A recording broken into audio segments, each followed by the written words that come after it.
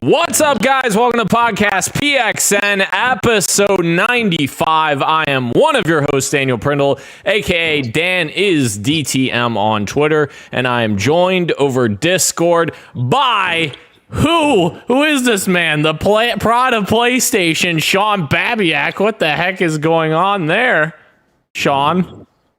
I am alive occasionally. Not fully though. Not fully. But I do like being called the play of Pride Station. The play of Pride Station, PlayStation, Pride Station, whatever. And we are also joined over live air.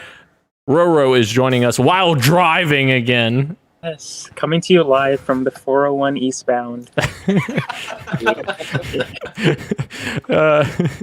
Roro, we also have our guest host, Gage, rejoining us this week. At Gilbo Biggins on Twitter. I almost said Baggins, Gilbo Baggins for some reason. How are you, Gage? I'm doing really well. I'm not on the 401, so that means I am at least 3 points, less stressful than Roro right now. I guess that's fair. Thank you to everyone who is watching us live and participating in the chat. Just as a reminder, we are live each and every Wednesday at 8 p.m. Eastern Time on YouTube. Just search Podcast PXN and you will find us on there, as well as twitch.tv/Podcast PXN as well. The topic of the show this week, guys, is our thoughts on games being played on easy and if that matters for reviewers and for game reviews. But first, the show always starts with the PXN news of the week, so let's go ahead and jump right in. Guys, the first item on our PXN news of the week is Netflix is planning to offer video games in the future to expand from TV and movies. I thought this was very fascinating, kind of hot off the press. Gage sent that to me. I was like, oh, okay, that's interesting. My only question with this is this going to be another Google Stadia or Amazon Luna, or is this going to be like them teaming up with someone like Xbox with Game Pass over xCloud, or them teaming up with one of the other service providers? What do you guys think? Do you guys think that Netflix is going to try to build their own service here? Sean? I 1,000% agree with kind of what your first thing was teaming up. I'm not saying that Netflix can't do it on their own, because obviously they took down movie rentals in general on their own. So I mean, if you can do that, that was a staple for homes everywhere. You can probably not fail at most things, but I don't see anybody saying like, hey, I'm gonna log on to Netflix to game or something like that, or some exclusive games that they might get, besides maybe something Witcher related, being with how deep they're diving into that from WitcherCon. But I definitely see that. I don't think, though, Xbox. I could actually see maybe Sony jumping in on this deal, more so because Xbox has kind of already established themselves in this whole market. It was a few weeks ago we were talking about whatever the Microsoft Stick is going to be called for not having an Xbox in general and just being the game off of that. I don't really think Netflix helped them in that sense. True. And as we know from the pandemic, their numbers went up as far as subscribers for Netflix, but it has gone down considerably based upon other places having different types of streaming. Disney Plus, Hulu, Amazon, HBO Max having all these movies now that premiere day and date. So and Netflix isn't the only king on the hill anymore, basically. Fair. Gage, do you have thoughts on this? Yeah, no, I agree with a lot of what Sean said. I think this has a very slim chance of working out. In general, I think it has 0% chance of working out if this comes with a price increase as well. So if they have a game section where now you have to pay, like, instead of I don't know what the American pricing is, but let's say it's $10.99 or $11.99, and to access the games now it's $15.99. I can guarantee you nobody's thinking to themselves, well, I'll pay an extra $5 and I'll play it on Netflix, because Sean's exactly right. Xbox already has a service for that, well established. Sony, the technology is not as great, but Sony's had PlayStation Now for quite a while as well. So I don't see anyone thinking to themselves, I'm going to forego any possible achievements or trophies, and I'm going to play it on Netflix. It doesn't line up with. I don't think it's going to work out, and I do think this is probably something that's going to go the way of Stadia or Luna or the countless other streaming sort of ideas that have come up and sort of dwindled away. So I didn't even think when you just said the achievements and stuff like that, like that's actually a huge seller for me. Daniel, I know you and I had this conversation before. When it comes to third-party games, getting those trophies on my PlayStation, like that's kind of actually a huge driver for completionists in me. Right. Yeah. And even myself, who's on PC, like if there's a game exclusive to Epic Games, I'm not prideful enough to not buy it. But like I do notice myself where it's like I won't even put as much effort into a game on Epic Game Store as I will on Steam because I don't care about. There's no achievements currently on Epic, right? So even people at a casual level, I think. I don't see anyone picking Netflix over Xbox Cloud, especially if does Netflix come up with their own controller? Do you play this with your TV room? Like, there's so many logistics to work out where I just don't see. Either way, it's going to cost somebody money to play games on Netflix. At which point, you might as well just go to Game Pass. I just want to see somebody play like an FPS with the Netflix remote. That would be hilarious. I got it. Right? Let me see. Roro, what are your thoughts on that?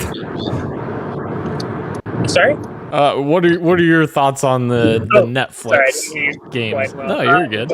Yeah, I am of two minds where I can see this working because of things that Sean just said, like how well they took down like renting and DVD with the TV market. I feel like if anything, they could be successful in this market too, if the price is right. And because I feel like Game Pass and a lot of the subscription services in gaming are kind of inspired by the TV streaming stuff like Netflix and stuff like that. But now there's a lot of competition, like Gage was saying, that Netflix has to come up against. As for when it was the TV stuff, it was just them kind of leading the path at the beginning. So they've got a lot more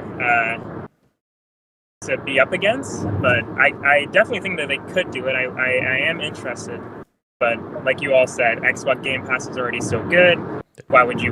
What's the reason for wanting to be on Netflix? So yeah, there's definitely a lot of questions that I would like to have answered before I'm fully gung-ho on this, but I'm definitely interested. For sure.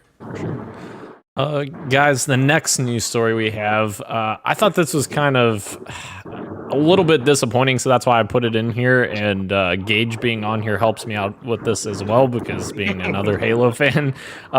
So Halo Infinite's insider plan is essentially been kind of posted online by one of 343's community managers, John Unishek, and essentially what he's saying is registering for the Halo Insider program does not guarantee an invite to the Halo Infinite multiplayer technical previews. That said, it's better to see green check marks on your profile, and he's just meaning like completing your profile. And please check your account and send this to a friend so they're ready too. But I did feel like this was pretty important, because the problem I have with this is like, for a fact that 343 is going to make sure all the big streamers and all the big, YouTubers and all of them have access to this preview insider program for Halo Infinite. And if you're telling all of your fans to go on your website and sign up for this manual sign-up process in order to do this, and you're basically saying, well, you may not be able to play, you may not be selected, that's super disappointing. Because if I'm sitting here watching Twitch and watching someone playing Halo Infinite, and I'm literally one of the biggest fans, and you as well, Gage, if we have to sit there and watch someone else play it and we can't play it ourselves, that's going to be so frustrating because of this random picking system, essentially, that they seem to be going with. And I just don't know that that's the best solution either, because like in these test environments, you want to have as many players as possible to break your game. And with Halo Infinite going free to play, like that's super important. You're going to have a lot of people on day one playing this game. Like you have to have a big test audience to make sure that your game doesn't break. Absolutely. Gage? Yeah. So it's so so this is the problem with video games, is that video games are absolutely art, and that's the thing that I'm going to bring up with our topic of the show later. But and the people who make them are artists. But the problem is that, similar to movies and TV shows, and Christian would be able to back this up if he was here, is that aside from the artists and the final product of the art, everything else around it is business. So you're absolutely right. They're gonna. I wouldn't even say 343, but Xbox is gonna make sure that all the big YouTubers, whether they're Halo fans or not, are gonna get access to this game. That's a certainty.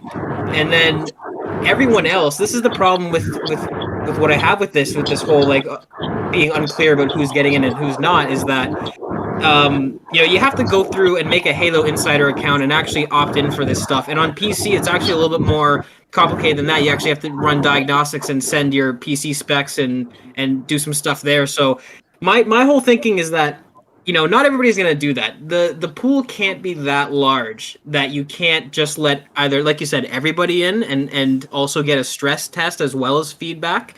But if that's not the case, I would like some clarity. Is this 100% RNG? Because if so, that would suck for somebody like myself who's created my Halo Waypoint account back in like 2010. Yeah. And I mean, they would have no way of knowing if you've played since CE, but people like you and I, we have played since CE, and we absolutely love this franchise. So if you and I miss out due to RNG, and somebody whose only Halo game is Halo 5, which to me is like almost blasphemy, if people like that are getting in, and you and I are stuck on the sidelines simply due to RNG, that's gonna absolutely suck. Especially since Halo Infinite, 343 has taken this stance where we're bringing it back to its roots. This is Halo. This is our reimagining of what Halo can be. And it's like, well, then shouldn't you have classic Halo fans in there to give you some feedback? And it's upsetting.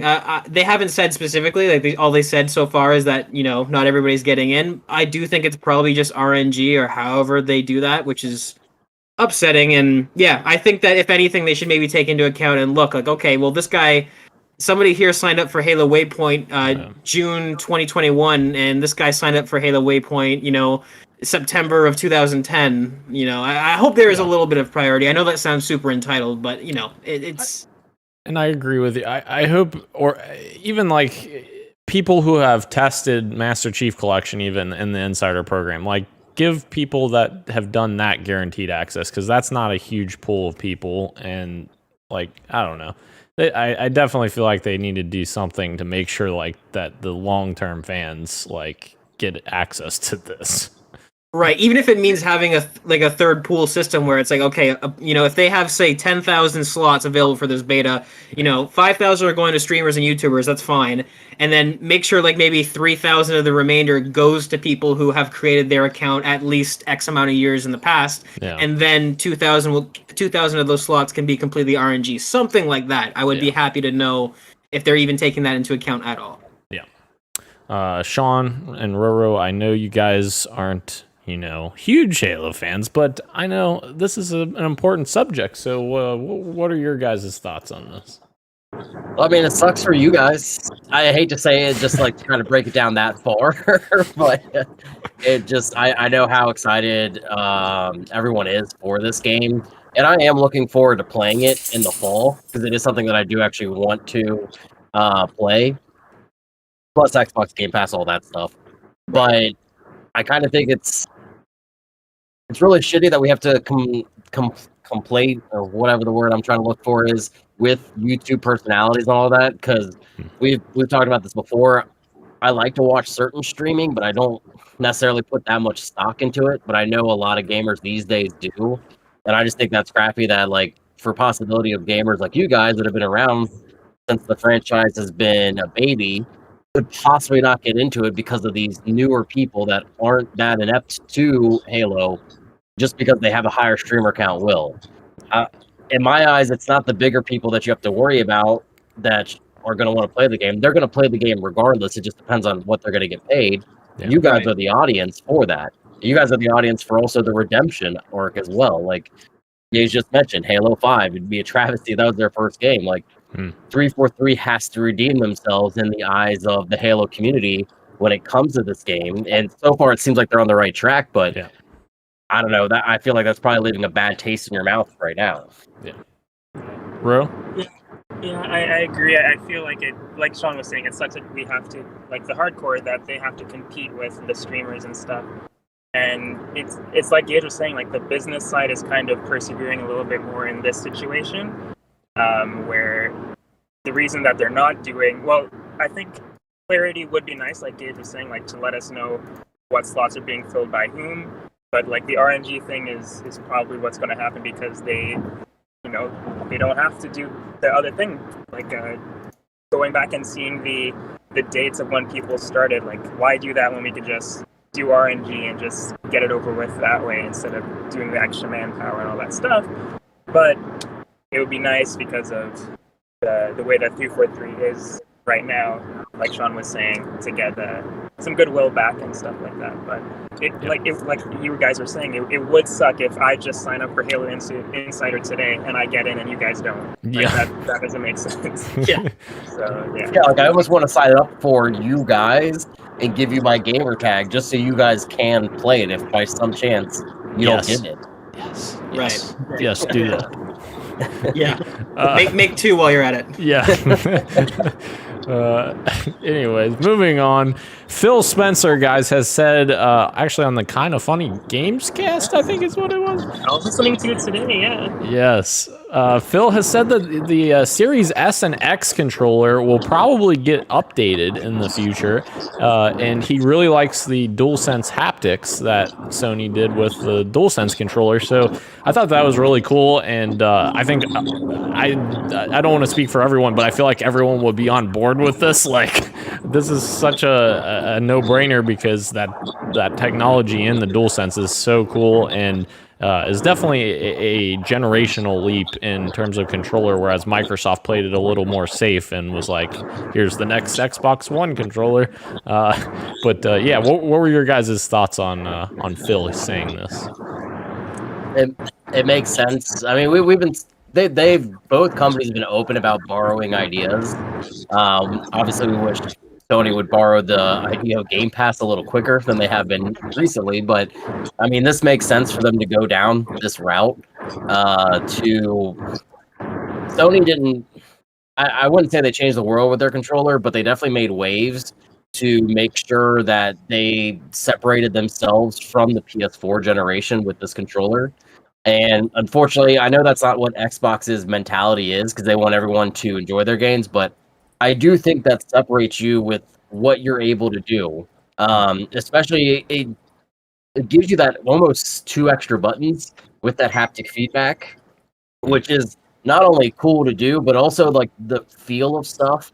As far as like bow and arrows and that stuff, like you're pulling it back, or Ratchet and Clank is a really great example as far as like different types of firing speed or firing modes. Yeah. And it just gives you that option to choose more so how you want to play that game, as opposed to just, hey, I'm just going to pull the right trigger and then I'll be good to go.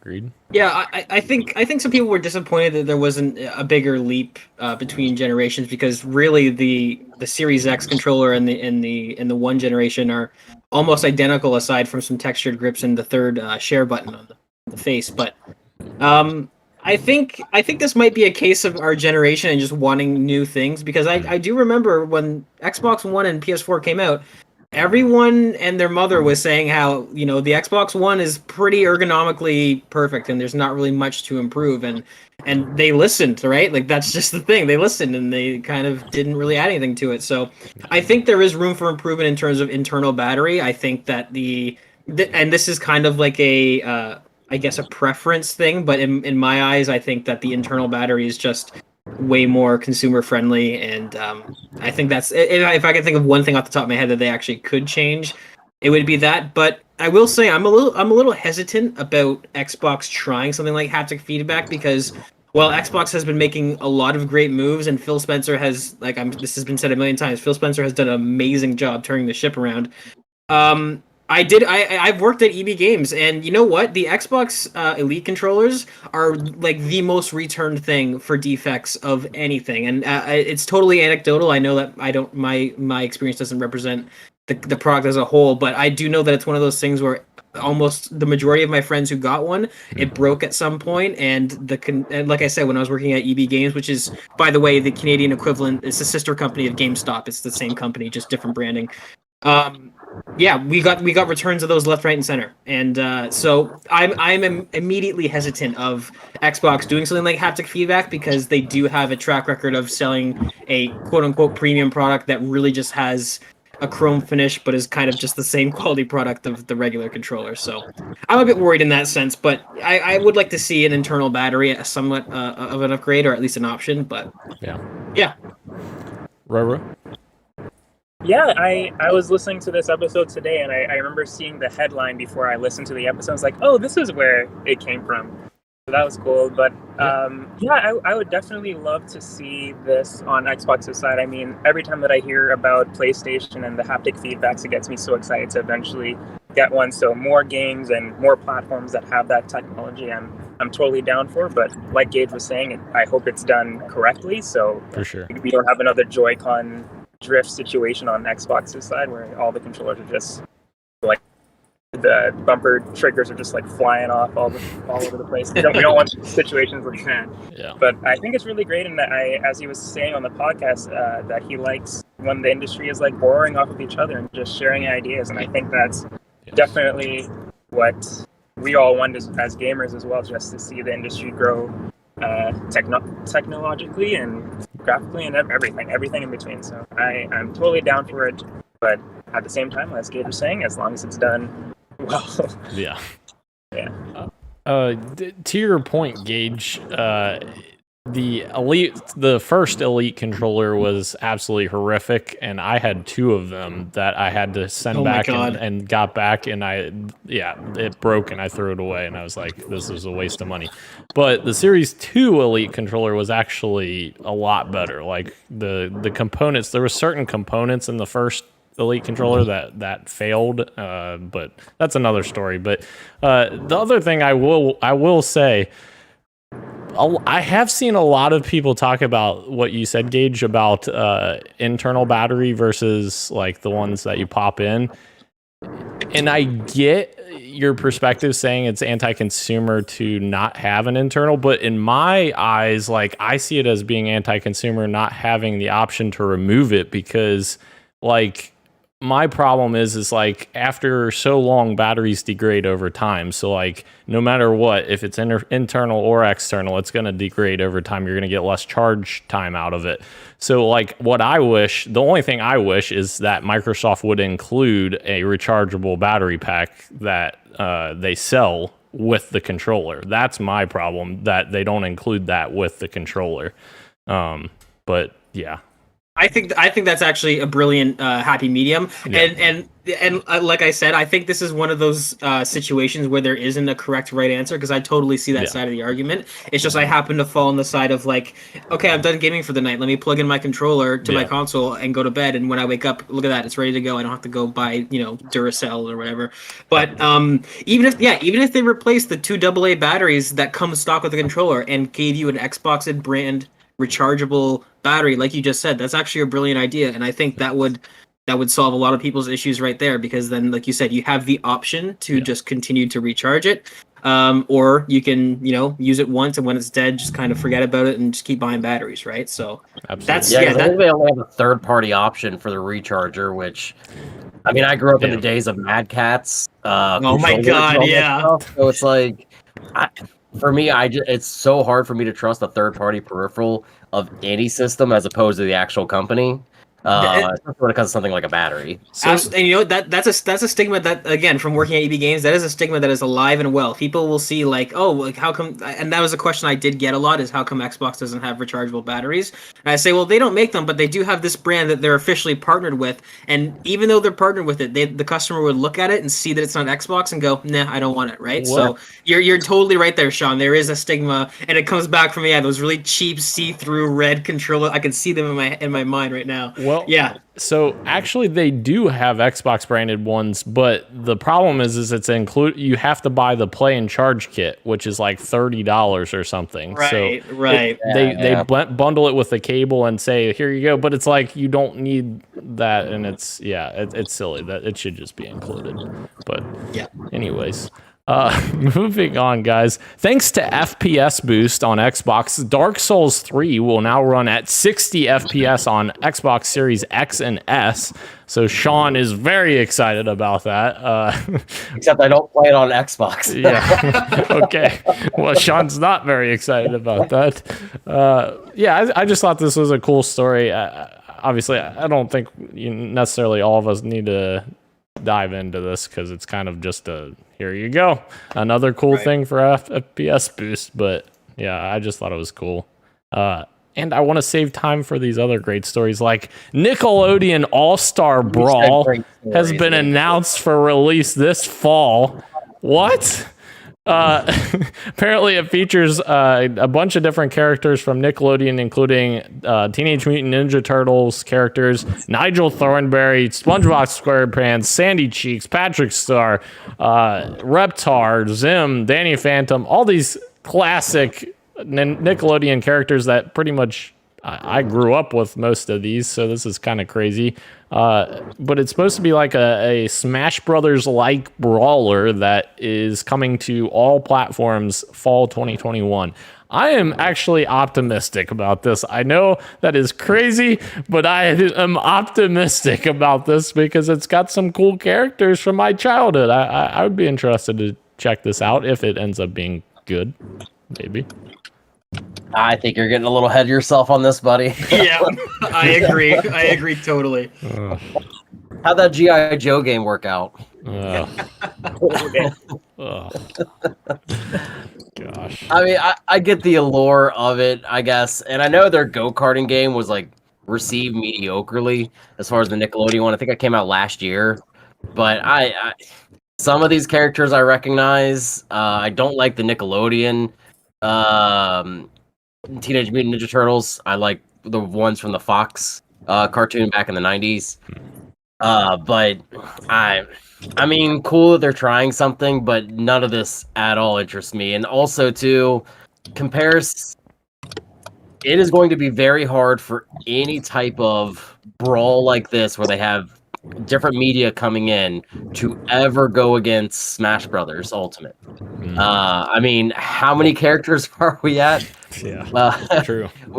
Have they even? I don't even think they've announced the last character for season 2. No. Yeah. So it's like, and we don't even know. We might be getting a season 3 too. So it's like, I think they said this is the last one. I thought that I saw that somewhere that they said that too, though, with the first pack. So I don't know. This is not something that I am interested in the slightest. Roro, please tell me you're on my side on this one. I think I'm a bit more on your side than everyone else, but it's not like I'm gung ho like hyped for it. Right. I'm definitely interested. Give me Doug. Give me the guy from Chalk Zone. Like maybe I'm there. We go. Doug, Rocco. Yeah. Oh yeah. Like that stuff makes sense. Yeah, I would love to see those characters. The ones that they showed off, like aside from like Danny Phantom. This is a totally different podcast where if we're talking about cartoons, but they just don't hit for me as much as the ones that I just mentioned. But yeah, I'm definitely interested in another fighter similar to Smash Bros. But as Sean said, it's so hard to compete with that. And I could definitely see that they're trying to, just based off of the trailer, and I don't know how that's going to work out for them. Yeah. But yeah, I'm definitely interested. Definitely intrigued because I am a big animation cartoon guy. Yes. So this is cool. I'm excited. All right, Gage, bring on the hate. Slightly excited. Slightly excited. I don't have any hate to give. I just couldn't care less if I tried. I just really couldn't. Yeah. I like SpongeBob for what it is, and yeah, I watched it when I was a kid, but this is just kind of like one of those things where I just see the nostalgia trip boardroom where they're like, oh, this is a good idea. This will get people to buy the game. So I don't know. Have we seen gameplay of it? This is the first I'm hearing of it. I think they did show a little bit of it. Yeah, I thought they did. Yeah. Does it look like actually decent, or does it look like it's thrown together in a year? mean, PlayStation Battle Royale looked decent when they showed it off until you got the controls. That's a good point too. Yeah. No, I feel like this could fit comfortably in the Terminator Resistance category of games, where it's like it works, but I don't think it'll be anything worth getting too hyped about. The art style definitely looks cool, but obviously, like you guys said, you have to actually play it to kind of gauge how it's going to be. No pun intended, gauge. I've heard that all of my life. You have no idea. I'm sorry. I'm so sorry. Moving on. FIFA 22, guys, the PC version will not include next-gen improvements like the new animation tech that EA has been touting that is coming to PS5 and Xbox Series X. What the hell? Like, that's why PES is better. Yeah. So my question is, when did the PC version not become the best version that you could possibly have? And I don't understand why you would cut. I get their reasoning. Their reasoning, okay, is they want to be able to offer it to lower tiered and lower end computer users that have, an older system. But at the same time, like, the casual players that are playing this game aren't playing on PC, they're playing on console. And I feel like if someone's hardcore playing this on PC, it's someone who has a very good rig and is like a hardcore gamer that loves FIFA. So, like, I don't like this decision for FIFA fans on PC. I feel bad for them. But yeah, what do you guys think about this? Does this set a precedent for PC gamers in general for EA games, or what do you guys think? I think I don't know. This to me, this smells like some sort of console partnership, maybe behind the scenes deal, because no PC game has ever done that, where it's the game at its design is too much for low end systems, so they scale it back. No, what they do is they put everything in it, and then they allow options for lower end systems to then scale back the full game. So yeah, this is weird. This is really weird. And if I was being honest, this might have something to do with EA and Xbox having their partnership, and Battlefield is the home. Xbox is the home of Battlefield and whatnot. So I could maybe see them kind of wanting to, or having some sort of partnership where these improvements come first to Xbox next gen consoles and PS5, and then later you'll see an upgrade or an update or something. So that's my read on the situation, because that's not typically how it works on PC usually. And actually, some games are not shy about having really steep requirements, and if you can't meet them, then SOL. That's kind of how it works. So this, I wouldn't put money on that. I would say there's some sort of partnership marketing thing going on. Yeah. Roro? Yeah, it's definitely weird. Definitely a strange move. If I saw this without knowing who the company was, I definitely would guess it was EA. That if I give three multiple choice answers, it's like, oh yeah, it's probably EA. Yeah, it just makes sense in that regard. But the actual decision doesn't make sense. And I think I saw the reviews were on Metacritic they're 3.3 right now, so that's expected. I also heard that the game itself is just pretty much copy and paste of last year's as well, and in terms of content. So yeah, it's just strange. I don't understand. Besides the point that Gage made, where it's there's a partnership behind the scenes, but yeah, it's still shady. I mean, it could have been worse, guys. We could have got the Nintendo Switch version exactly the same as last year, ported to PC. Yeah. I just hope it makes people more play PES, because PES has been superior for years to FIFA. I don't think it gets the credit it deserves in America. I think just because soccer is normally the only game that I play as far as sports-wise, as far as in video game format, and that franchise has been ahead for probably about the last 5 years. FIFA, to my mind, has not done anything innovative for a long time, and honestly, probably less so with all the gambling stuff that they have going on with the cards. So I don't know. I just hope it turns people more so to maybe they're not doing all the right things in the way, so let's go back to PES. PES, one of Konami's only games left. I think it's honestly the only one left because I don't think they're going to bring back Metal Gear anytime soon. Yeah.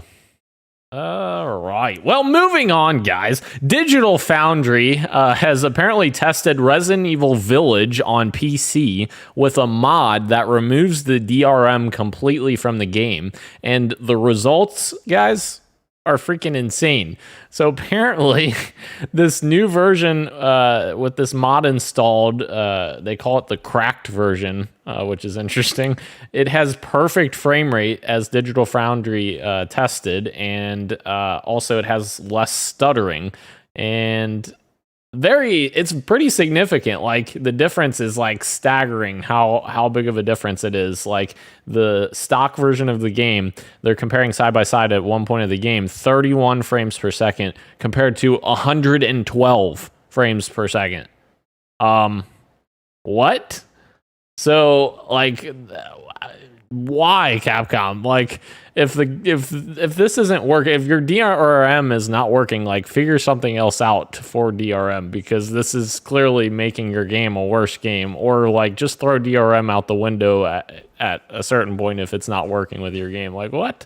I hope this doesn't happen, like, a lot in the industry, like games that we don't realize are, like, so poorly optimized on PC, and it's because of DRM purposes. I don't know.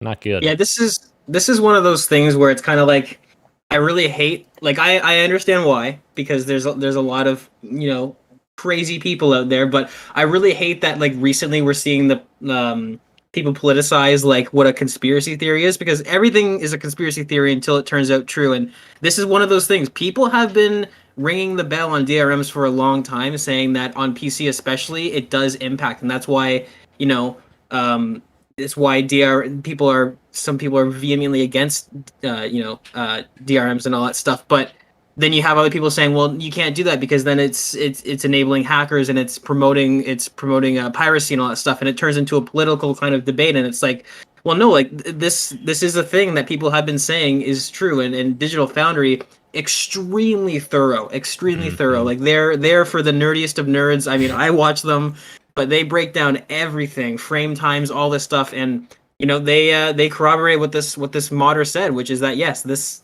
does happen, and I would not be surprised if this happens for a lot of games, and behind the scenes we just never hear about it, because like we just talked about, video games are art, but the industry is a business, and I guess in the eyes of the shareholders or whoever's in charge, that, you know, they gotta have this feature in to prevent piracy. Even though if they got rid of DRMs completely, I really doubt piracy would skyrocket, because most people want to get their games officially, especially on PC. Like, somebody like myself who's got a really expensive gaming rig, I use this for nothing other than the officials, Steam, Epic Games, you know, Xbox Game Pass, all this stuff. And I really doubt that if they started scaling back this DRM stuff, that all of a sudden people would be like, well, I'm just gonna go to www.freegamesxx.com. Like, it's just, I don't, like, that's where I'm going to play Skyrim. I don't see that happening. So I hope that this does result in some sort of change, but I doubt it will. Agreed. Sean, Roro, do either of you guys have anything to add? The last PC game I played was either Star Wars Jedi Knight from the 90s or Roller Coaster Tycoon, so I can't really speak on PC. Jeez. Yeah, I played Rage 2 on your computer, Daniel. Oh, yes. I forgot about that. And you tried Bloodstained a little bit, I think. I did, and then I was very disappointed with the anime. Yeah. Yeah, I don't have anything to add, really, okay. to this one. All right.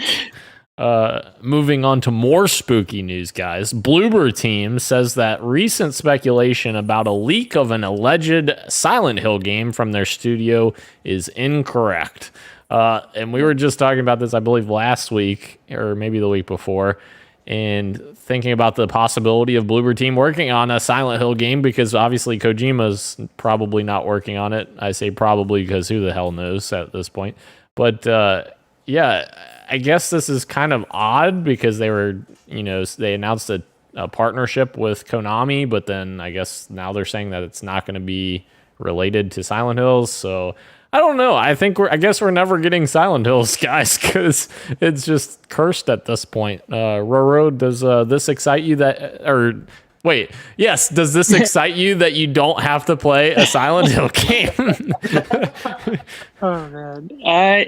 No, like I would like Silent Hill to come back for, of course, not myself, but for the other people who are really excited for it. Yeah, it's a bummer that the news or the speculation isn't what we thought it was. I still hold out hope that maybe somewhere down the line Kojima gets a crack at it somehow, one way or another. Yeah. But it is definitely a bummer. Yeah, A bummer. definitely a bummer. Yeah. So does anyone else want to speak about their sadness about this before we move on? You're never getting a Silent Hill game again, probably. I think just accept it. At least Resident Evil is, for the most part, back to its roots as far as horror. Yeah. With even, I guess, more Resident Evil 4 roots because of the action with the first-person aspect of Resident Evil Village. But yeah, that's gone. The only hope we have for horror is the possibility of Dead Space coming back. Yes. Let's hold out hope for that. Right. Yes. Right. So, Yeah, I'm just gonna put it out there now. I'm just gonna put it on recording.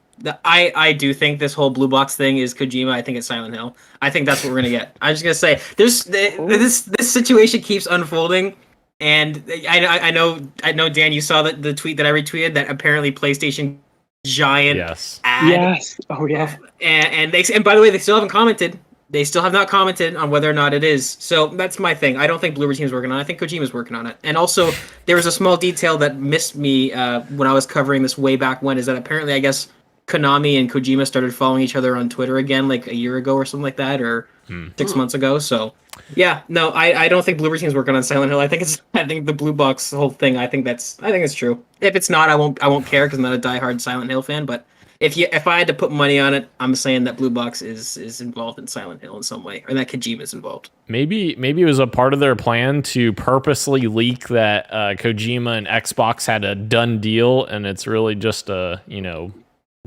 bullshit thing to get people's attention away from Kojima. Maybe for Silent Hill. Yeah, but Kojima loves attention. He never wants it away from him. Yeah, this is the problem with people trying to theorize what is and what isn't happening, is that Kojima has this weird kink where he's like, I can't just tell people I'm working on a game. It doesn't do it for me. Yeah. He just can't announce a game for some reason. That's his thing. So I would not be surprised, and I'm just gonna predict that this Kojima's working on Silent Hill, and the Blue Box thing is a whole fucking scandal. How many times do we have to see him on stage talking about another picture of Death Stranding? Right. Yeah, talk about Death Stranding for 4 years. I have a question about like Silent Hill. Is there anything inherently Silent Hill about Silent Hill? Like, are there characters? Like, is there an ongoing story? There's a lore, yeah. Pyramid There's Head, a lore. right? Okay. Pyramid Head's Alright. the most famous minion Right, / villain of it. Characters kind of get swapped out after Silent Hill: The Room, more or less, because at least the first one followed a family. 2 is the most highly regarded one, which I would agree with. And they really did a nice thing with the PlayStation 1 as far as draw distance. We knew back in like that day you couldn't see pretty much anything. So what they did is made it all foggy, and that is the premise. That's the town's in fog, and that was just a really cool way to kind of do your game to like understand the limitations.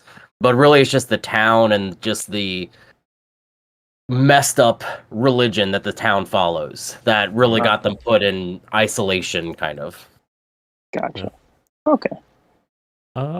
Moving on, guys. Ghostwire Tokyo has been officially delayed to 2022 by Tango Gameworks. Obviously, this game was supposed to come out this fall, PS5 exclusive, as part of that Bethesda deal that they had with this game, and also Arcane's, why am I drawing a blank? Deathloop.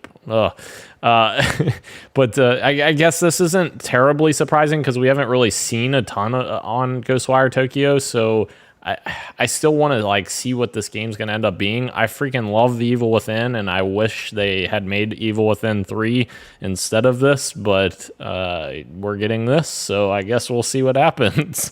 But yeah, I would agree, but isn't this the one that the story actually came out that like due to their like employee safety, that's why they kind of did a lot of delays because of them not working together, which I actually really respect in these COVID times, that they were forefront saying that they valued their employees' health over a game being finished. Yeah, for sure. Any other Ghostwire Tokyo fans out there that are sad about this? I haven't seen no, it hasn't hooked me yet, so not upset, but yeah, take the time. Take all the time you need. Delays are literally never a bad thing when it comes to gaming, because for sure, as many developers have said, a video game is never finished. It can always be improved. So take your time. Yeah. My favorite thing about Ghostwire Tokyo so far has been being introduced to Ikumi Nakamura and just following her on Twitter all the time. She's great. She's a very wholesome lady. She's the one who introduced it at E3 2019. Oh, yes. I know, yeah, okay, yeah. You said that, I immediately knew. Yeah, okay. Yes. That's pretty much my takeaway from Ghostwire Tokyo so far. So, Roro, I'm just going to tell you, so you love her, and I just have this awful idea in my head of her because of not seeing The Evil Within 3. Oh, he took something away from you. I blame her because no, I'm kidding. No, she's great. And her specifically, she was sitting at the head of the desk in the boardroom. Yeah. Just, no. Maybe someday on Game Pass, please. Moving on, guys. PlayStation's State of Play occurred last week. I had thought about making this topic of the show, but then I saw a couple of things that I thought would be cool to put as an original topic of the show. So, yeah, I apologize, guys. We're gonna like condense this, but Moss, I put these are kind of my standouts, and you guys can talk about like what your standouts were. But my standouts: Moss Book 2, which is the sequel to Moss for PlayStation VR that it has been announced. I think this is a beautiful game. Like in terms of like a VR experience, like this is going to be super cool to kind of see people play this. But obviously, I don't have PSVR, so I won't be able to play it at least initially. I think the original went to other platforms though. I believe. It's on Oculus now and everything. Okay. And so maybe at some point if this comes to Oculus, I can check it out. But I thought that was really cool. And then obviously they announced Death Stranding's director's cut is coming September 24th, which is very big news. And they showed off some of the new content for that. So I thought that looked good as well for people who like that. And then they showed off Deathloop gameplay and also some details and showed that the exclusivity window is actually almost a year. So, pretty much a year. September 14th, 2022 for PlayStation 5 exclusivity, which is a lot longer than I expected it to be. I thought it would be like 6 months. So, essentially, that's the day we're probably going to get it on Game Pass for Xbox. But I am very interested in this game after seeing the State of Play. Like, I might have to pick this up on PS5 to check it out right away because it looks really awesome. It's literally like Dishonored with like people have said like Hitman and like combination of like those two things and like and that stress level if we're always hunting you too. Yes, Juliana invades your world, and that's PvP too. Like other players are coming into your world as Juliana, which is super freaking cool. Like I like that kind of stuff. But like there's multiple paths to get rid of your target, which is really cool, very Hitman-esque. So I really thought that had a good showing at their showcase. I know some people said like, oh, Deathloop's the type of game that would probably get drawn out or it would be like lost in the big midst of a big like game reveal like E3 or something like that. But I'm glad that it kind of had its own state of play here with some indies mixed in to kind of get its place to shine. So what were your guys' standouts from PlayStation's state of play? Definitely Moss Book 2. Moss was one of my favorite games that I have on my PSVR. I didn't buy it again for Oculus Rift, but Moss Book 2 looked awesome. I loved the first one's story and the fact that it really kind of changed my thought on how VR can be played. You always just assume VR is just going to be a first-person experience when really that wasn't a first-person experience, but it really only worked in VR with how they made you part of that story and how you're kind of telling it and reading it in a sense. So that was really cool. And then honestly, the only other thing is just what you said, the 9 minutes of gameplay of Deathloop. It was a game that's already on my radar because I do like Dishonored. So I just seeing more of it and knowing I like that aspect of Dark Souls where somebody can just drop into your game and hunt you. And it does get very stressful. And I know we're going to talk about like hard and easy type games. And I kind of like that about certain games. And I think this could work in this format too, because of the versatility of where you can go. Gage? Yeah, I mean, for me, it was I didn't see Stray, which is what I wanted to see. Yeah, no, I really for me it was just kind of Dishonored, and it's interesting with what's going on with Dishonored is that for some reason I am more excited about Redfall than I am Dishonored, even though we haven't gotten and Roro and my co-host Brandon gave me shit about it on our show where no gameplay, no hype, but like Redfall was the coolest thing out of the Xbox E3 in my personal opinion, and it's weird because Dishonored is made by the OG Arcane, and Redfall is being made by Arcane Austin, who was originally a support studio and then became their own team.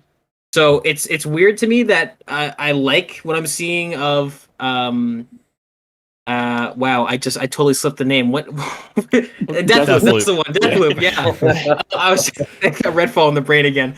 So it's one of those. It's weird. It's really weird because I should be liking it more than I am, and I do like what I've seen. I love Dishonored. I think Dishonored 2 is so slept on. I mean, it did launch, especially on PC, like horrendously, and I get that, but it feels so smooth to play, and I love the Arcane art style. But so yeah, like you got like everybody's been saying, it seems like it's very much Dishonored meets Hitman, and I love both of those franchises, and that should in my brain sort of link. But for some reason, I'm watching it, and it's like it looks good, but it only looks good. I don't know why. I don't know. Yeah, so that was the highlight of the show for me still, but yeah, I would have loved to see Stray. Tribes of Midgard looks pretty interesting. I have a soft spot for the survival category of games, and being a PC guy, I mean that's where a lot of them are. So I do like that. I like the 10-player co-op. That's a big number. You don't usually see that a lot. I do like the idea of having literally a tribe of people because a lot of the times games will either be 2-player or 4-player, and it'll be one of those games that you're playing. You're like, man, I wish I could get 5 or 6 people in here, and especially if it's a survival game where you're building and crafting, because then you can have people doing stuff. So yeah, Tribes of Midgard looks interesting. I'll keep that on my radar, but definitely Deathloop for me is what was my main takeaway. Roro? For me, it was Shifu. That game looks so much fun. The beat 'em up game where every time you die, you get a little bit older. Oh, yes, that is super cool. It looks so cool. It has such a cool cinematic gameplay too. But yeah, that's the one that I'm really excited for. I think that one got delayed to 2022 as well. Yes. Yeah. So that was obviously a little bit sad, but as we were talking about with the Tokyo delay, it's definitely a good thing at the end of the day. But that was definitely my highlight, Shifu. For sure. Cool. Yeah, I completely forgot about that one. That is a super cool mechanic. I want to see like how that ends up like affecting the final like game. That's super cool. Moving into the games we are playing, guys. I am still playing Ratchet and Clank Rift Apart. I am just it's taking me a long time because I just get a couple hours in it each week. But I'm working my way through it. I'm really enjoying it still. I just met the little bots. Forget what they're called. I'm a terrible host here. I forgot what their names are, but the little bot guys that you collect or whatever for the dude in the spacesuit. I'm terrible with all these names. I don't even know any of their names. But yeah, I'm enjoying that. Season 7 of Master Chief Collection. I am freaking killing. Almost done with that already with all the unlocks. So Holy crap, you're a madman. yes, Gage, I do all of the weekly and seasonal challenges. I do every single season to make sure I get all the points. Mad Ladius the third. Yes. Yeah, so that's what I'm playing. Gage, what are you playing? I am full swing into my addiction of Tarkov. Just real. Yeah, I mean, last time I was on the show, I said it was going to be a problem, and now it's a problem. So get home from work, immediately shower, and make all the food so that I can play it up until I need to go to sleep, and just raid in, raid out, raid in, raid out. It's good, man. And like I said before, I touched on it, but honestly, truly, industry-leading audio. The audio design in this game is absolutely incredible, and more games could definitely take some notes from how much effort and I'm sure it was painstaking to program all these different sounds. And yeah, it's a great game. It's definitely not for everybody. It's very brutal, and actually, theme of the show, talking about difficult games, it is incredibly difficult and punishing by design. But yeah, it's good stuff. It's good stuff. I like how you typed on the Google Doc, seriously, send help, and I said, I'm sending the Rocinante. I forget how you say that. But yeah, I could use that crew right now. Yes. To get me out of this addiction. Ro, what are you playing? I didn't play much this week. I was grinding Solstice of Heroes, obviously, in Destiny. And I got the legendary set. And to get the glows for the legendary set, you have to do a Grandmaster Nightfall for the helmet, a raid for the chest, and there was just a bunch of other stuff to do for the other glows. And I was like, you know what? No, it's just going to be plain, old, normal outfit for me. I'm not grinding anymore. So that was my Destiny week, and I'm very much in a Pokemon mood right now, where I just want to start up one of the games, and I was looking online to see how much it would cost to purchase like Pokemon Black or Emerald or something. It's absolutely ridiculous how much it costs. So I won't be doing that.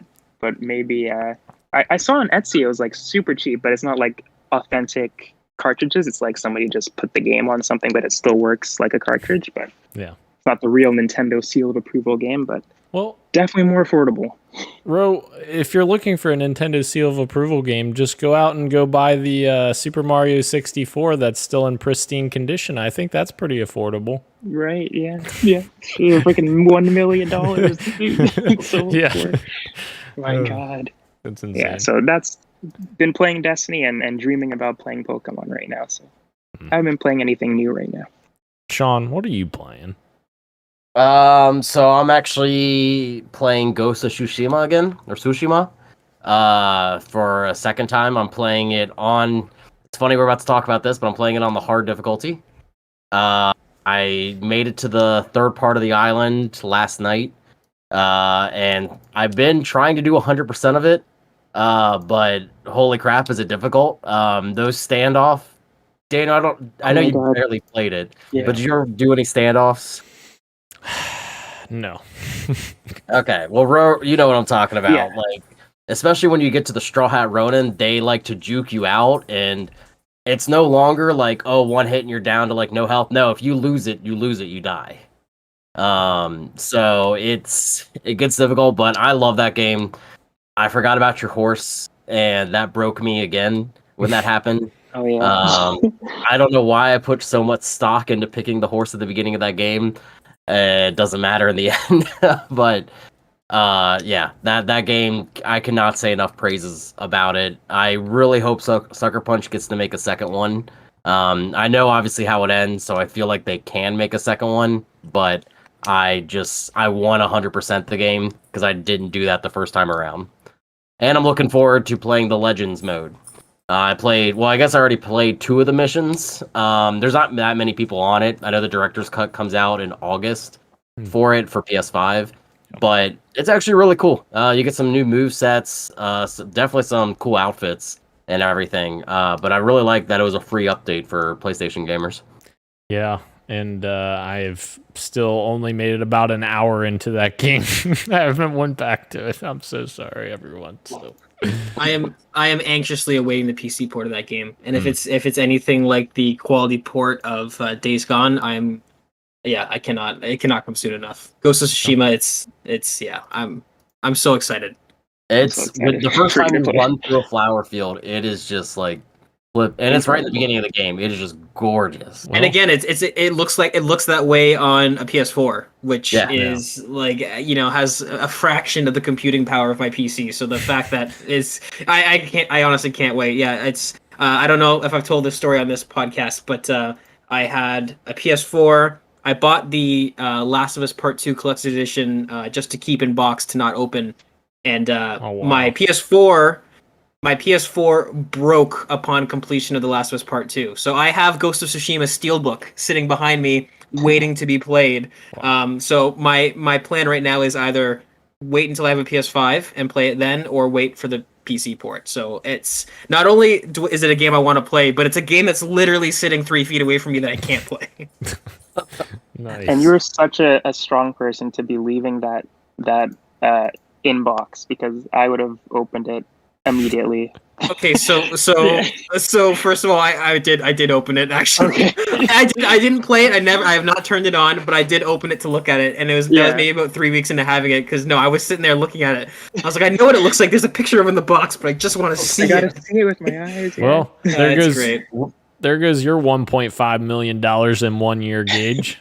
I know. Or did I say 1 year? 20 years. Yeah, it's okay. We're not going to give him crap like we do for you for not playing it. Roro and I played it already. Yeah.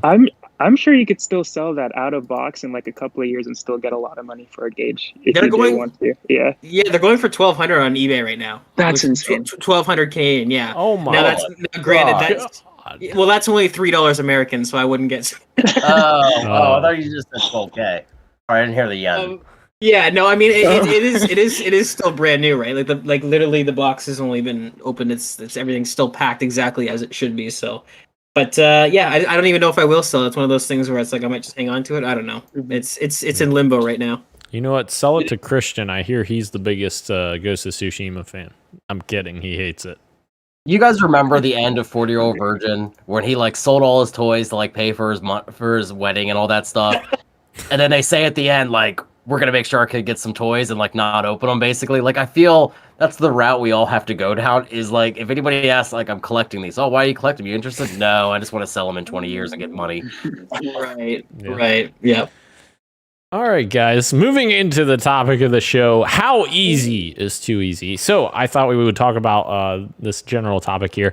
Psychonauts 2 announced that they will feature an invincibility toggle, as Double Fine believes all people should be able to enjoy all games. And I thought that was an interesting statement, and I very much agree with the statement, because I'm always of the mindset of like the more ways you can allow people to play games, the better. So like, just because a game isn't meant to be played a certain way, like meant to be played easy or meant to be played hard or whatever, I feel like the gamer should always have the choice to play that way. So like the fact that you can turn on this invincibility mode and basically run through the game, I think is great, because there are people out there that maybe can't use the motor skills or just get frustrated, or there's so many other reasons why you would turn this on, but I feel like this is just a good thing for accessibility reasons, and I thought this was a really cool idea for them to include. What were your guys' thoughts about this? I thought it was great. I love when companies do this. I think for the most part, majority of people, I guess I may be surprised if I go on Twitter for a while, but I think most people agree that those options should be there for those who need it. But then I'm sure we'll have a discussion later. But then there's always the argument as to if they experience it the quote unquote correct way. But if it's just you playing it, then it doesn't really matter. But yeah, every time these stories come up, I always say that I want more of this, because if someday for some reason I can't play games how I do now, I would love those options to be there. So I can only imagine how it must feel for those who are in that situation right now, being able to play some of their favorite games easier. So yeah, I think it's great. It's an interesting conversation to have here on this show with Roro, because it was actually one of the first conversations we had when we started working together like years ago. This conversation came up again, and I remember talking to Roro about it. And yeah, I think for this first part, then yeah, I think I have I guess a slogan that I say to myself. It's very similar to what you said, Dan. When in doubt, player agency. When in doubt, player agency. If you don't know whether something should or shouldn't have, or anything like that, then lean towards the side of giving players more option. And it's my biggest issue with Halo Infinite, as we talked about at length. Really my only issue with that game. But yeah, and you know what? It's one of those things where this accessibility for this game, it's kind of refreshing, because not only is it an accessibility feature, but also where did cheat codes go? Like I miss cheats so much in games, and it added so much replay value, where it's like, oh, you played through the game, quote unquote, the way it was meant to be played on whatever difficulty, but how would you like to have infinite ammo and unlimited bullet time and stuff like it was so much fun, and the games have all done away with that. So from multiple angles, I love to see this in Psychonauts. I have a bit more of a different opinion with our next topic, but in terms of this, then yeah, absolutely, this is just a win. Yeah, I mean, I guess I get it with those types of games. And again, this is going to be a very biased opinion, because of the generation I grew up with gaming. The reason why games were so hard was for replay, because you were only allowed to buy a certain number of games a year, because your parents obviously didn't want you to have a bunch of them or couldn't afford them. Yeah. Right. So that one game that you had, I remember, it's not even that beloved of a game, but I have a game on the Nintendo Entertainment System called Astyanax. And I just remember that game took me forever to beat, and then it basically does a Ghosts and Goblins thing where you have to replay it again with the same amount of health and lives. And I love that game, but it was incredibly hard. But it didn't need to be hard, I guess would be the other kind of way to look at it. But games like Psychonauts, and I guess today's games, that makes sense for that to be like that. But it's just such a weird thing that I kind of think about, because Daniel, you and I had this conversation when it came to Jedi Fallen Order. We did. Because you're not a Souls fan at all. No. And they kind of compared it more Metroidvania, I think, than Souls to you before you purchased it. Yeah. And you learned out very quickly, especially during a certain fight scene, that it was definitely Soulsy because of how you had to go strategically inside of it.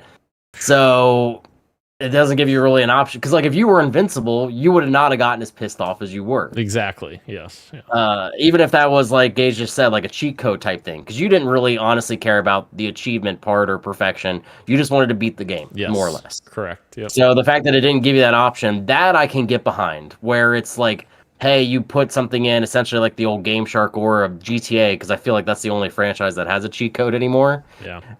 That, putting it in makes sense to me. But saying, hey, here's the mode that you're gonna start with or have, no matter what, in a Dark Souls game, that's the thing that kind of just makes in my mind think well, it's not really the way that you want to play it, because the game's meant to be hard. Right.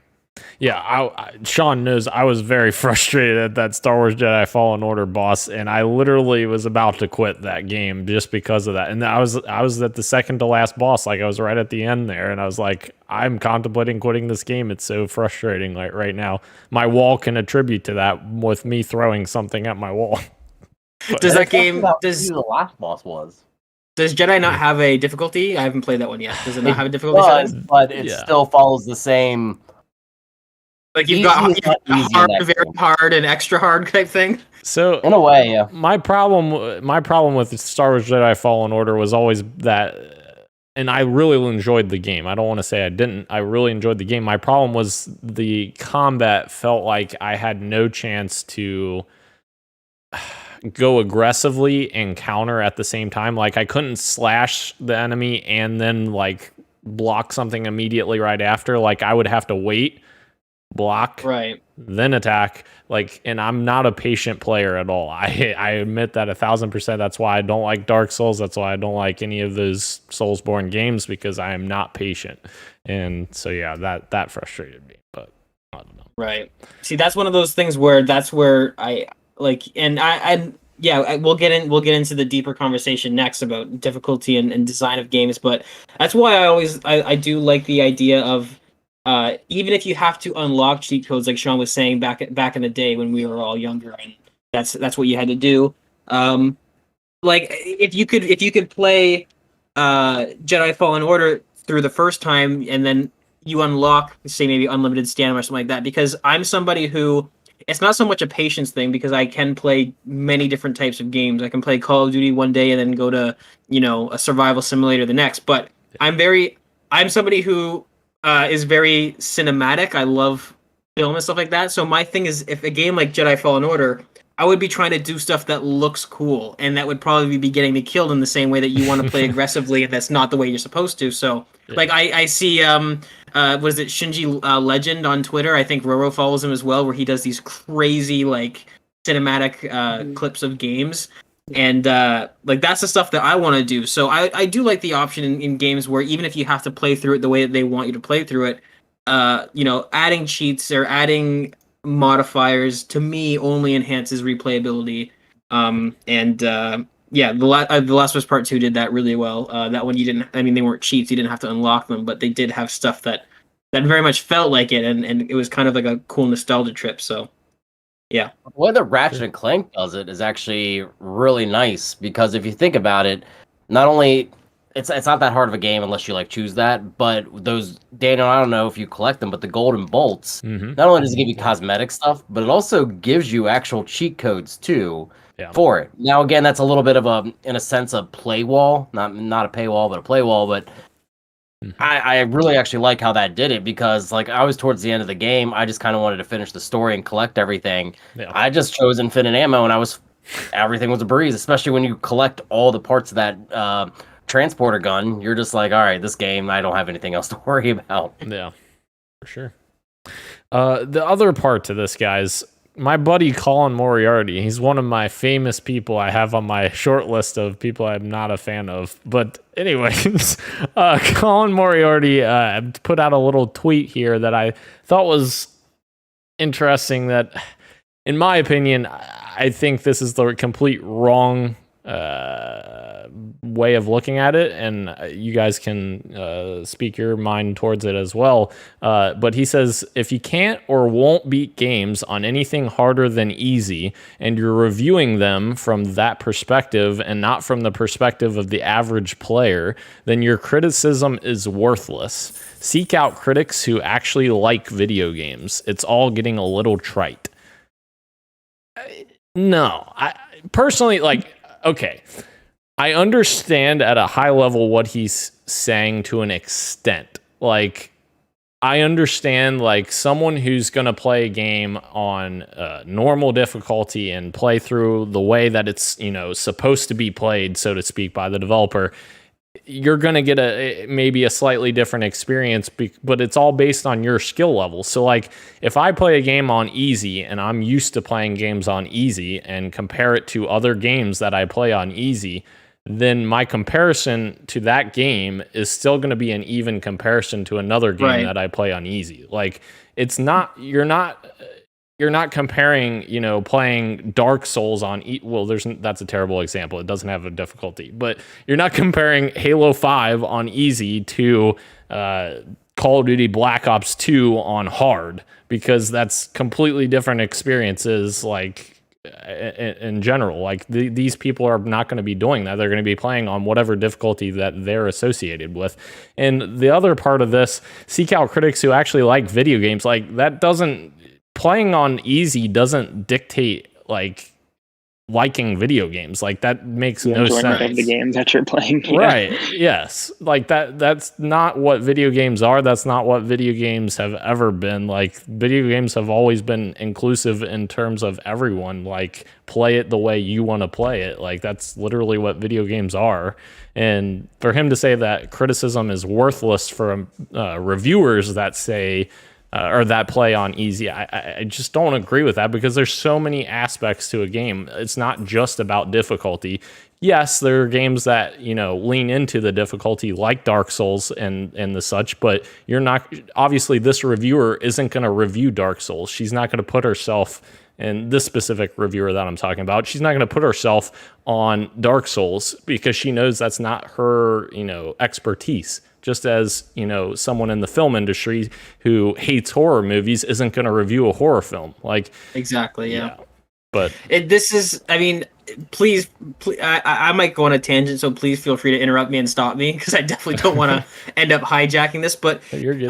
Here's my issue with Colin Moriarty, and I think most of us, I know Christian and Roro are, but I think most of us, at some point or another, have all been kind of funny fans, followers, consumers, whatever, what have you, and I do look back fondly on the time that he was there and what he contributed, and I still think the whole Timmy Tammy Fallout episode of the Kind of Funny Morning Show or Game Over Greg show is the funniest thing that's ever happened. But Colin Moriarty, ever since the split, has kind of leaned in to whatever he was telling people were accusing him of, and sort of that fan group and whatnot, and he absolutely has a martyr complex where he likes to, in my personal opinion, I'll preface, he likes to throw out poorly worded things and get the flashback and then say, look at how much the industry hates me. I see it over and over again from him. That's the only time I see him on my timeline, is when he does exactly this. He poorly words something, and then in the thread eight comments later, he'll clarify it with what he should have said originally. And the cycle repeats itself. So there's a couple different things I have a problem with this. Is that one, his wording is with the whole like completely worthless. It's like, all right, slow down a bit. It's, like you said, if somebody's been playing games on easy, then there still is a comparison to make.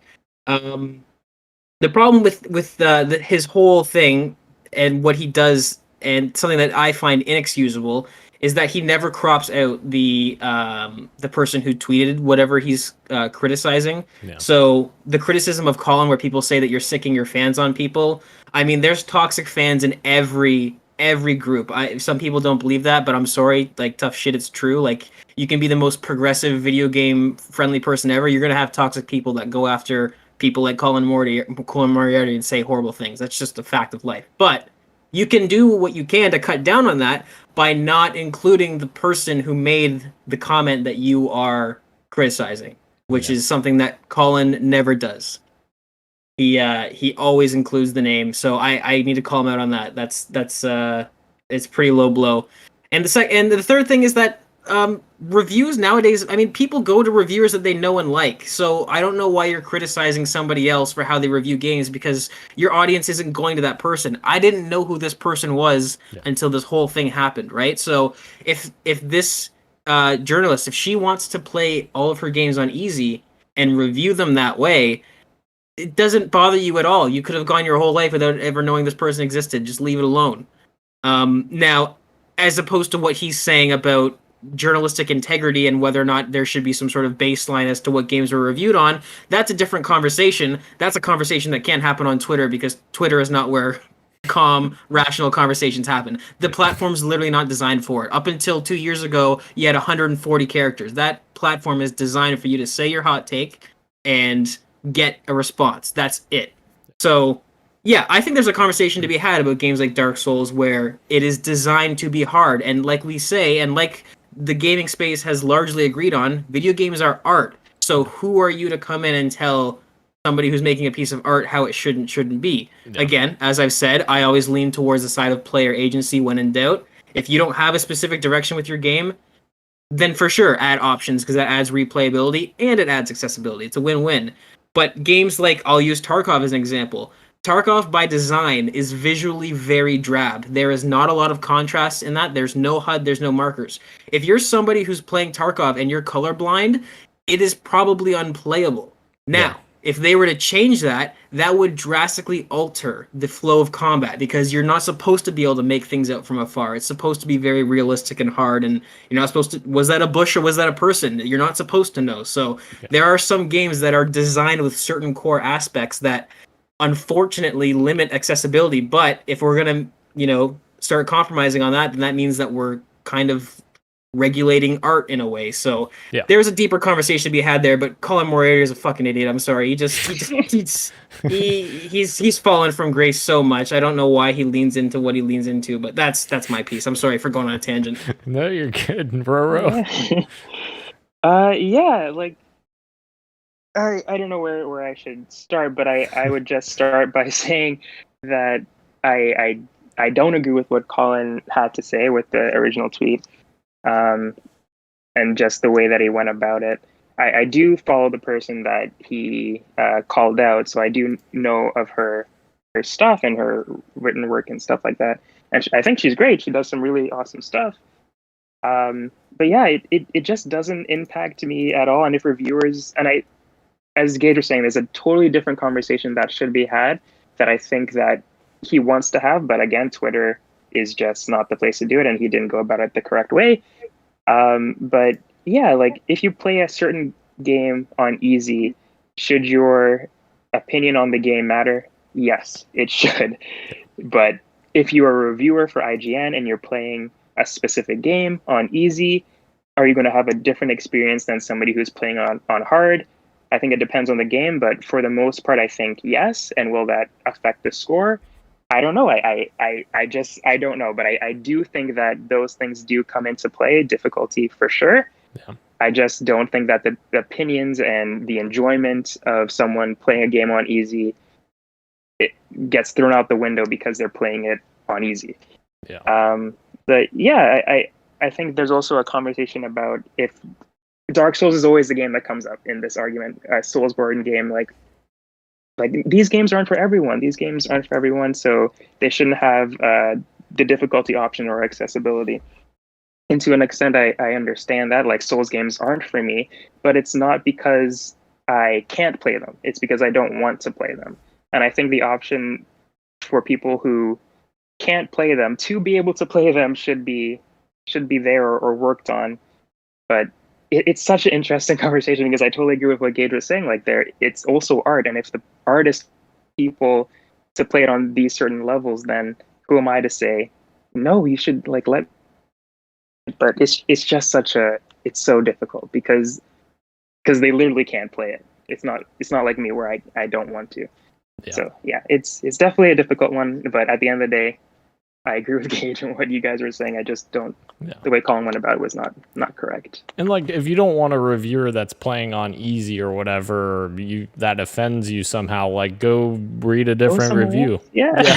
It's such a that's the problem. That's the thing, is that it comes back to there's so many different levels where it's like, this is a non-issue, man. You didn't have to blurt this out there. And this is the thing with something that this is gonna sound really old timey, but like with our generation, I feel like I notice a common problem that we all have, whereas we really like to reduce things to the lowest common denominator and make things really easy. Like, this isn't this conversation doesn't have an easy answer. Like, absolutely, like, this is the thing. Like Rashan says, if somebody wants to play Dark Souls, and that is the thing that comes up all the time, which is why I tried to use Tarkov as an example. But if somebody wants to play, if somebody who has motor control issues wants to play Dark Souls, if somebody who is colorblind wants to play Tarkov, it's one of those things where it's like, there is no easy answer. There's no 280 character limit, one and done answer to this problem, because it's such a multifaceted and complex conversation to have, because it is art, right? These are, especially video games. Movies is one thing. That's a year of your life. That's, on average, that's a year of your life. It's a lot of hard work. But video games, I mean, it's 4, 3, 5 years of your life. And if you're an independent studio, if the game doesn't hit, then that could be the last thing you work on. There's so high risk, especially in terms of this medium. So to come in and say like, well, we need you to do X, Y, and Z for your game. And if that ends up compromising the game and, people who have worked on it, it's not a conversation for Twitter. It's a conversation that we all need to have separately and everybody needs to chill out on Twitter. I swear, everything is so tribal and like right and wrong. And like, even like, I'm not going to assume anything. We all seem like we're all politically aligned. If I had to guess, not that it matters, it shouldn't matter. And that's kind of the crux of my point. But like, everything seems like it comes down to that. And it's just like, okay, who are you? What do you believe in? You're not on my team. Cool. I can go absolutely in on you on Twitter. And I do think there's a bit of a superiority complex on my side of the fence, and I think the side of the fence that we're all kind of on, where even like Jason Schreier is a great example. I have this thing that I like to say with Jason Schreier, where it's like Jason Schreier is proof that you can be on the right side of history and still be an asshole. Because that's who he is. He's doing good work. The things he talks about are things that need to be talked about. He's an asshole. And I see a lot of that. With people and how they even have this conversation where it's just throwing shade and making one-liners and reducing people to groups. And it's just like, well, no, this is a complex conversation. Jason That's Schreier. why Sean doesn't have Twitter. Yeah, Jason Schreier, another person on the short list. Anyway, Sean, what are your thoughts on this? Well, normally I feel like I'm a Colin Moriarty apologist in a way, mostly because in games media, that's somebody that has a lot of similarities to me as far as games that and stuff. When he was on IGN, when he was on Kind of Funny and everything like that, him and I are both like JRPGs, normally follow kind of the same route. That said, him and I definitely differ socially and politically.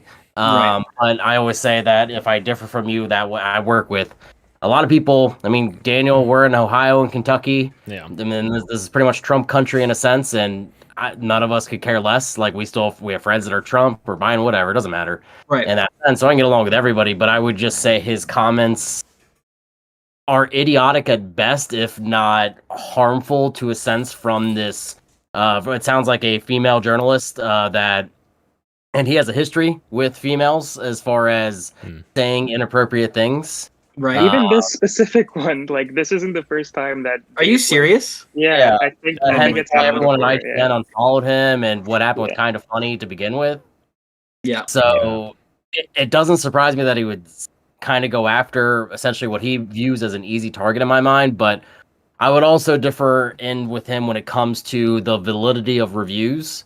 The only exception that I would put in there is if a game specifically has differing enemies based upon the level that you're at, then I can understand you wanting to say, hey, the developer should let you know, hey, you should experience this harder difficulty so you could experience a different villain or somebody that you've never faced before. God of War in the early days was a good example of this, that you fought more enemies. They weren't just like bigger health, but it was enemies that you didn't see in the base game.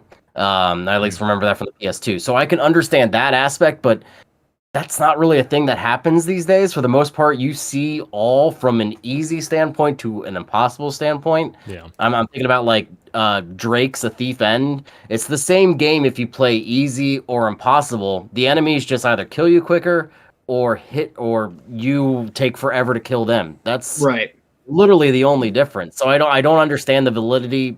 If you are a outlet that puts on their difficultness of games, which I know magazines used to put on there, okay, cool. That's fine. You could put that on there, but that shouldn't necessarily dictate what your review score is, in my opinion, unless it's something that is a broken part of the game that makes it impossible. Daniel, I know this might like kind of trigger you, but the game Prey, where there was literal issues that broke the game at the beginning. I don't want you to forget. Dan Stapleton. Another guy on the short list. I was gonna say the only thing we have to mention now is Todd Howard. Randy Pitchford is the only one left. Yeah, that I haven't mentioned on my short list of people I fucking hate. Yeah, but like. That type of stuff I can understand, but to say like your opinion of a game, if Daniel, honestly, Jedi Fallen Order might be the best way to kind of do this. Is because it did have difficulty modes.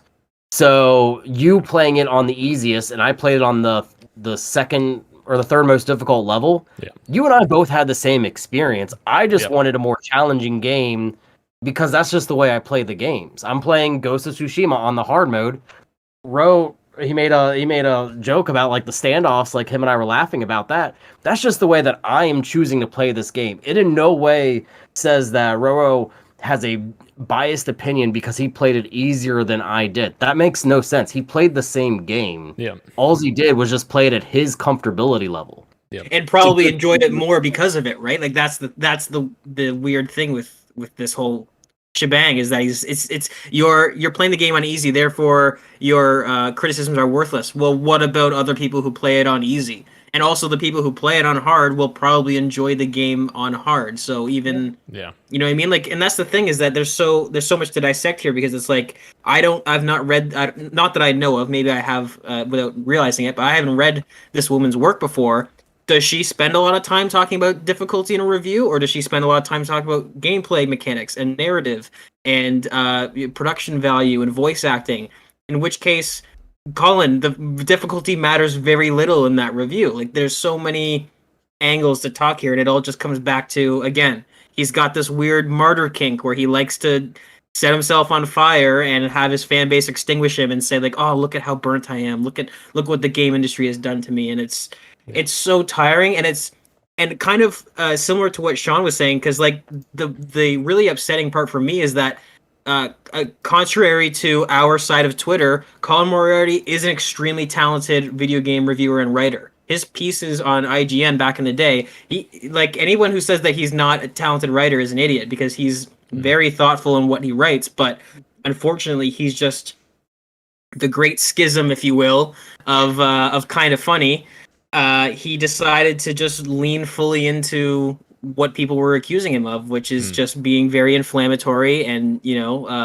he was one of my favorite reviewers back in the... Like, I love Greg's personality, but ever since Uncharted 3, I could not get behind him on any reviews. For me, it was just the balance of kind of funny. I loved the balance. I loved Greg. He was, you know, he had the wild man energy, and Colin was the straight man. And for somebody like me, who grew up, you know, with my nana forcing British comedy down my throat as a kid, like that was exactly my thing. I loved it. There was a great balance at Kind of Funny, and I do miss. I don't say miss those days, but I appreciate those days for what they were. I'm not gonna not watch old content just because he's in it, because I do think he brought a good balance there. But he has in recent years, just fully leaned into this persona that everyone has given him, and therefore this cycle comes full circle, because now he actually is an asshole, even though he said he never was. Yeah. Because he's just trying to make a point, and unfortunately, it harms the conversation that needs to be had. Because I actually do think there is a discussion for video game journalism and ethics and all that stuff, and there are some issues with games not being covered because so and so worked on them, or the Harry Potter dev who I can't remember what he did. It was so small and irrelevant, but he left his job after somebody found out that he had liked an anti-SJW video in 2016 or something small like that. And I think he had an account that uploaded that stuff. Oh, okay. So so he had opinions that people didn't like, and therefore we need to force him out of game development, even though he was an integral part to this project. Like, I do think there's a conversation to be had there, and even going as far back as Kingdom Come Deliverance, certain websites just refusing to cover it because there wasn't enough minorities in medieval Poland. Like, there's definitely a conversation to be had here, but the problem is that the loudest people that want to talk about this just happen to be really inflammatory and don't do anybody any good. So yeah, and like somebody mentioned politics, and I was like, this isn't even really politics based. Like, we all have different politics here. Like, we don't talk about them. Sean and I have different politic views, but the thing that matters is like what he's saying. Like, I've always been of the mindset of like what makes sense and what doesn't make sense, and like that's why I don't really align myself with a certain political party. I just like I'm like, this makes sense to me, this doesn't, and that's why, Right. you know, I don't know. Yeah, there's just some shitty people in the world, and I feel like Colin is one of them, in my opinion, and it's been that way ever since. I will tell you, I thought he was okay at IGN.